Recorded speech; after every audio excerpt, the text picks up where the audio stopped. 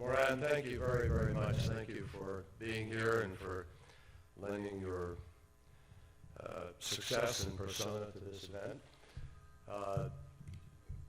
Mr. Secretary General, it's a privilege to be here with you always, and we thank you for your great work.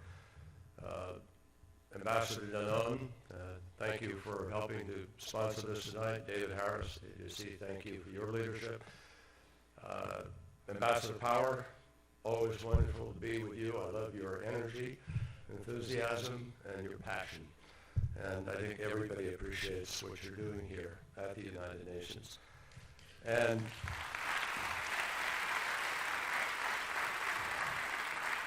it's a great privilege for me to be able to be here with all of you. I see many good friends out there, and many who've been laboring so hard in the vineyards. Particularly, I cite Stu Eisenstadt over here, whose work I admire, and I thank him for his efforts.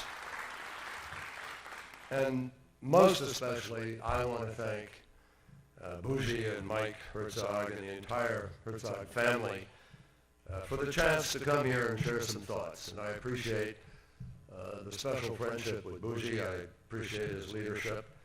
I know what it's like to run for leader of your country and actually come short. He's actually born a little shorter than me in that effort, but and Mike and I have worked very closely together in our efforts in the last few years. And all I can say is he's a great intellect, a patriot, and far too young looking to be a retired general, folks. I admire his work. So I am honored to be here to share some thoughts, not just about Chaim Herzog and the extraordinary moment when he stood against the forces of ignorance and bigotry, but what this fight means to us today. We are here because we remember so well. Daniel Patrick Moynihan, who I had the privilege of serving with in Senate, called it the Day of Infamy, when the abomination of anti-Semitism was given the appearance of international sanction. We are here because we dare not forget what happened to reason and to reasonableness right here in the United Nations. We're here to resolve that in our hearts and in our actions, we will do all in our power to prevent the hijacking of this great forum for malicious intent.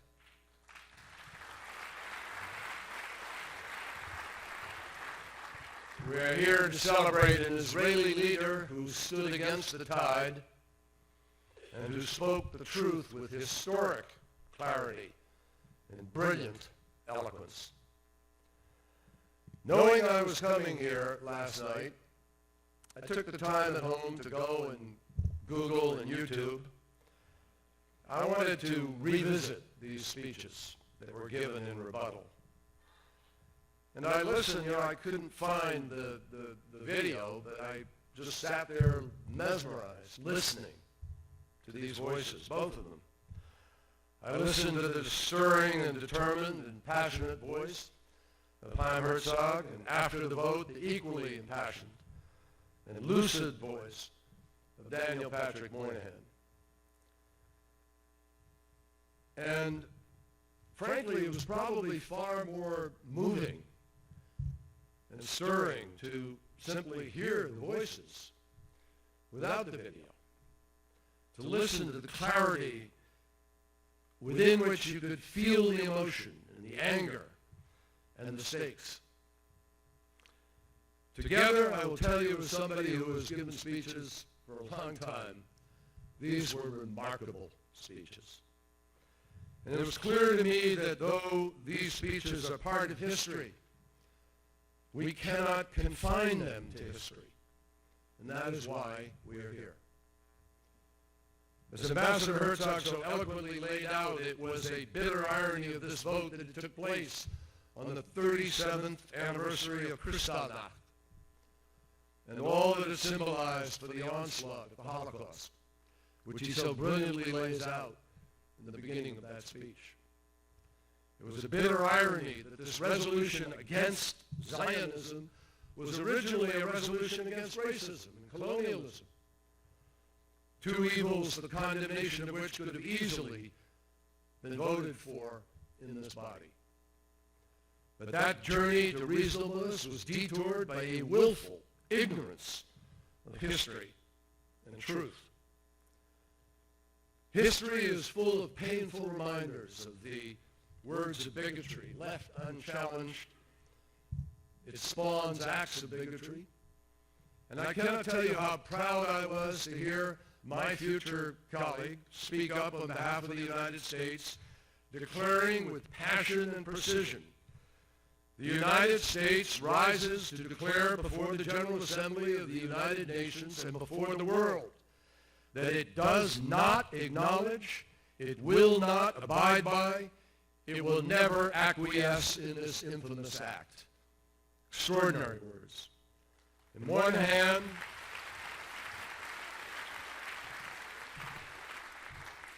Patrick Moynihan understood that to equate the national movement of the Jewish people with racism and Nazism, as the resolution in fact did, was absurd, but even more than that, it was ominous, because it sought nothing less than to grant a global license to hate. Moynihan spoke of a great evil that had been released on the world, and he was right. In 1975, Ambassador Herzog courageously spoke up against the rising tide of prejudice, which Bougie just told us had been growing over a period of time and growing in his heart and in his gut at the same time. He spoke with logic and courage, humanity, and most importantly, he spoke with truth on his side. It would be too much and too easy to suggest that he turned the tide on that memorable day. But he gave us, all of us, an anchor to hold on to, a connection to justice and to right that has stood the test of time. Would ultimately prevail, 1991, and it is what brings us here today. Ambassador Herzog, later to become President Herzog, had a keen appreciation of his own responsibilities. He was part of the generation that built the modern state of Israel, that made a desert bloom, and that dreamt and willed the country to life, literally. And so when he famously warned of two great evils which menace society in general in particular, and a society of nations in particular, we all understood the gravity behind those words because we respected the statesman who spoke them. When Chaim Herzog stepped forward to denounce hatred and intolerance, he was simply speaking the truth about Jewish history, about Zionism as the expression of a national liberation movement, about how a single resolution spurred a coalition of racists and despots, risked undermining the core values of the United Nations itself. Too many outside this room fail to recognize the global reality of anti-Semitism today. Too many fail to realize that a witch's brew of old prejudices, and new political grievances, and economic troubles, and nationalism combine to create dangerous new openings for extremism. So Herzog and Moynihan together have left us a major responsibility to continue to tell the world that anti-Semitism is as abhorrent and vile today as it was in 1975.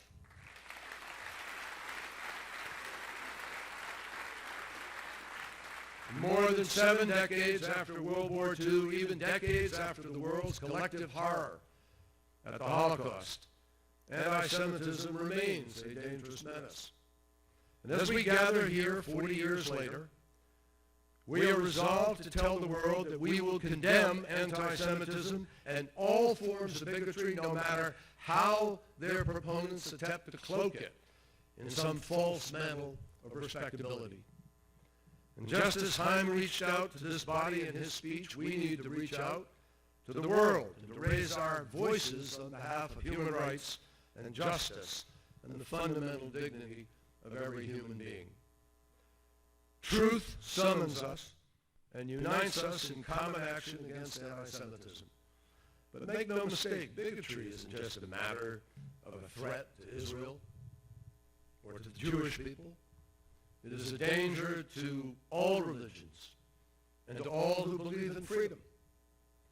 That is why truth must unite us in a struggle against violent extremism and against the terrorist bigots of Daesh, Boko Haram, Al-Shabaab, and so many others, and similar groups throughout the Middle East and elsewhere.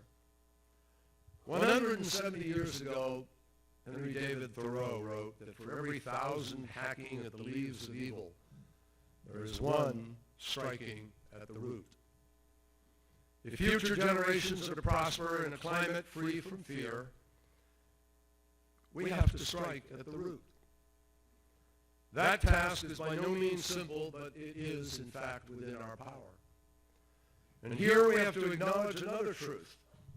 No child that any of you have ever met anywhere, at any point in time, age 2 or 3, hates anybody. Hate is taught. And before we can rid others' hearts of hate, we have to have the conviction to do so in our own hearts and in our own imaginations. In too many places, the wall of ignorance is high and surrounded by a moat of insecurity and denial. In too many places, our world is still torn by strife rooted in ignorance or in prejudice or in hate passed down through a generation after generation. In too many places, ignorance is abetted by corruption and by the failure of leadership and governance, and the difference of religion or race or creed or culture, of homeland or sexual orientation, are somehow seen as threats by too many people. In truth, they ought to be celebrated for enriching our societies with their diversity. The fundamental struggle for dignity has always been a driving force in all of human history, and that is what guides us.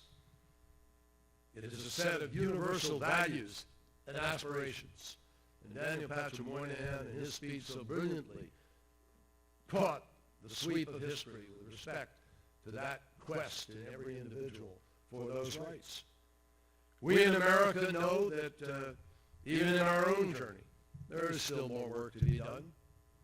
We also know that it's because of the courage and commitment of citizens in each generation that the United States has become closer over time to its own founding ideals, even though there's a journey yet to travel.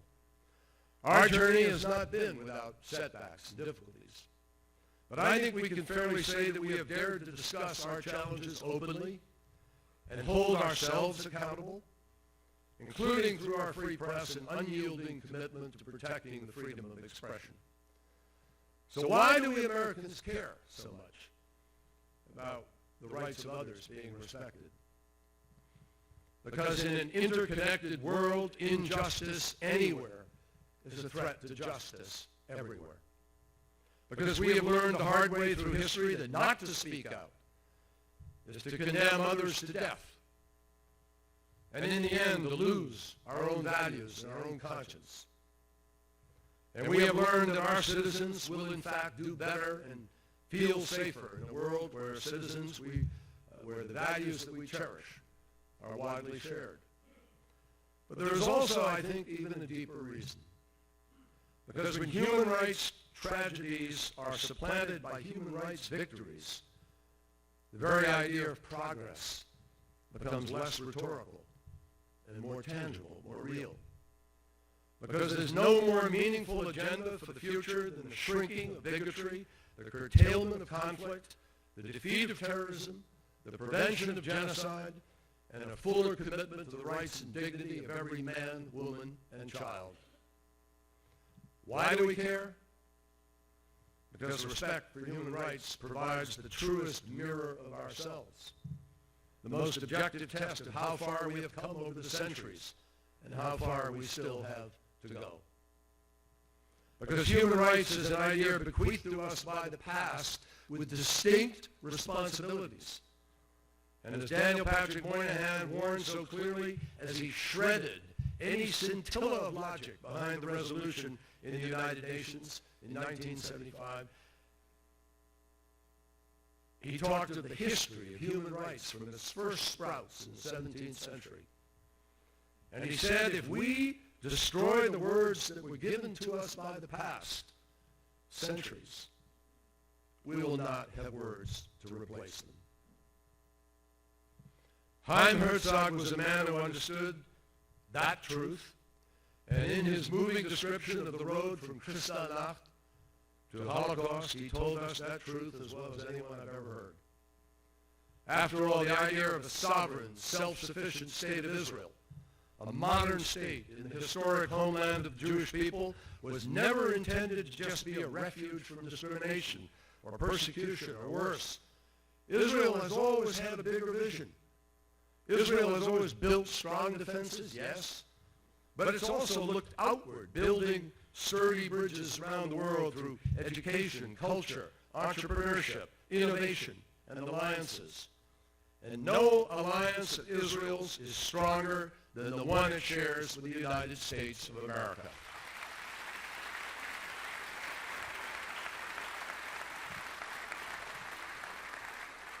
Times may change, but one thing we do know: America's support for Israel's dream and Israel's security, that will never change. And that is why we stand shoulder to shoulder with Israel here at the United Nations and in every international forum. It's why we speak forcefully against efforts to delegitimize or unfairly target Israel for criticism or condemnation. And it's why we remain unwavering in our pursuit of a just and lasting peace between Israelis and Palestinians, because the vision of Israel itself is one for a Jewish state founded in democracy. And the only way to have that democracy is to have that peace. The Zionist dream embraces the concept of Israel as a Jewish democracy, a beacon of light to all nations. And that dream can only be upheld by two states living side by side in peace and security. And we all know from years of discussion and effort, this is not an impossible dream. It is achievable. But as Bougie suggested, it demands courage, it demands leadership, and the very same courage and the very same individual commitment to truth that Chaim Herzog carried with him to the rostrum of the General Assembly 40 years ago. Change is possible. Fear and bigotry can be defeated. But those are choices we now get to make. As President Herzog reminded us, we all bear responsibility because we all stand before history. So now it's our turn. The rise of bigotry and intolerance and violent extremism is a challenge to nothing less than nation state and the global rule of law. That's where we are. And the forces that contribute to it and the dangers that flow from it compel us to prepare and plan, to unite and insist that our collective future will not be defined by primitive and paranoid ideas, but instead by the universal values of decency, civility, knowledge, reason, and law. In 2015, today, the legacy of Chaim Herzog that we honor tonight still guides us and more. It commits us to the legacy that we have to leave behind ourselves. And it does so urgently and persistently. That is what you will take away, I believe, from the brilliance of these speeches, from the clarity of their vision, and from the courage of their telling the truth. And let us use tonight, let us use these speeches, let us use this example to heed the call to action and to define the future. Thank you.